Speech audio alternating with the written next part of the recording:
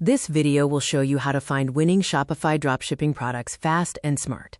Start by picking product ideas that solve a clear problem or tap into a passion. Use Google Trends to spot rising interest and scan social media for viral products. List 10 promising ideas for shortlisting. Step 1 is to research your niche and trends.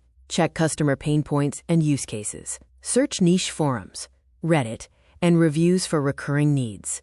Filter for products under $50 with repeat buy potential, and prioritize lightweight, small, high-margin items. Step 2 involves validating demand and competition. Estimate demand using Amazon bestsellers and AliExpress order counts. Assess competition by reviewing top Shopify stores and ad creatives. Calculate your potential margin and reject any oversaturated or copyright risk products. Step 3 is to source reliable suppliers. Vet suppliers on platforms like AliExpress, CJ Dropshipping, Spocket, and Modalist.